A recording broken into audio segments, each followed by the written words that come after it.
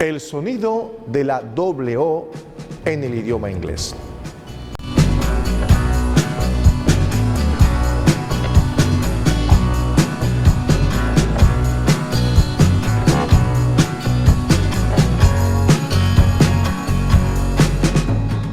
Hay otro sonido interesante del inglés que es cuando tenemos la doble O. Se produce un diptongo, una unión de dos vocales, y esta doble O es necesario estudiarla porque muchas personas, en su mayoría, la pronuncian mal. ¿Cómo dice usted en inglés buenos días?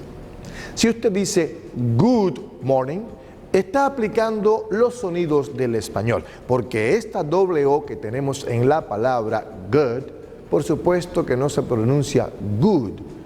Escuche la diferencia. Good, good. Good, good. La expresión correcta sería entonces good morning y no good morning. Este sonido de la O hay que aprenderlo a hacer. Es más corto que el sonido de la U del español y se produce entre el sonido de la U y la O de nuestro idioma.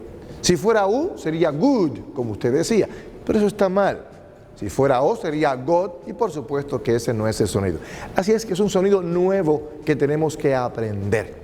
Vamos a practicar entonces este sonido de la doble O del idioma inglés. Algunas palabras nos van a servir de ejemplo. Good, cook, book, look.